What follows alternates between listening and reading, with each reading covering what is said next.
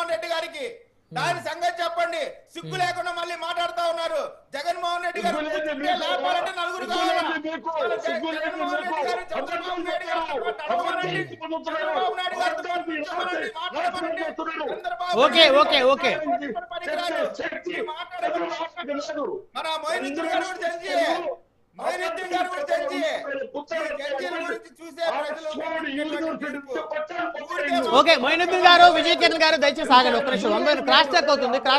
కార్తీక్ గారు కంక్లూజన్ తీసుకుందాం. ఫైనల్ గా మన చర్చ రిజర్వేషన్, స్థానిక సంస్థల్లో రిజర్వేషన్లకి వైకాపా మద్దతు ఉందా లేదా? మద్దతు ఉంటే అసెంబ్లీకి వెళ్ళి మద్దతు ఇవ్వాలి, లేకపోతే ప్రజల్లో రాంగ్ ఇండికేషన్ వెళ్తుంది. ఫైనల్ గా కావాల్సినటువంటి చర్యలు ఓకే ఓకే రిపోర్ట్ వచ్చింది.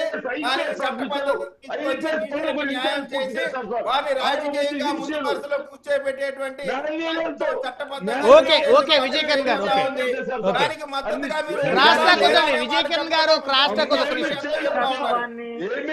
నాయకత్వాన్ని ఎంకరేజ్ చేసిన ఘనత ఎంత అవునన్నా కాదనో తెలుగుదేశం పార్టీకి ఉంది. ఉమ్మడి రాష్ట్రంలో తలసాని శ్రీనివాస్ యాదవ్, ఇప్పుడు విభజిత రాష్ట్రంలో ఒక అయ్యన్న పాత్రుడు కుటుంబం, యనమల రామకృష్ణుడు,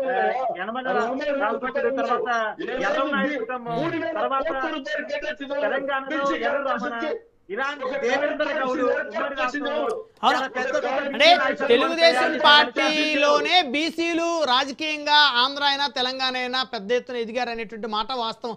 ఇప్పుడున్న నాయకులు వారి ఫ్యామిలీస్ తీసుకుంటే వాళ్ళు 83 నుంచి తెలుగుదేశంతో ట్రావెల్ అయ్యారు.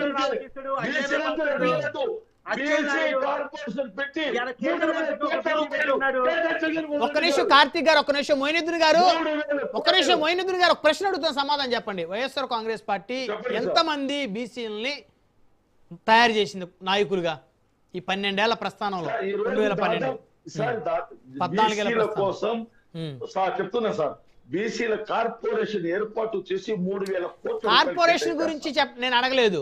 ఎంతమంది బీసీలను ఎమ్మెల్యేలుగా, ఎంపీలుగా, మంత్రులుగా తయారు చేశారనేది ఒకసారి తెలుగుదేశం జనసేన వాళ్ళకి చెప్పండి అంటున్నాను నేను అనేది.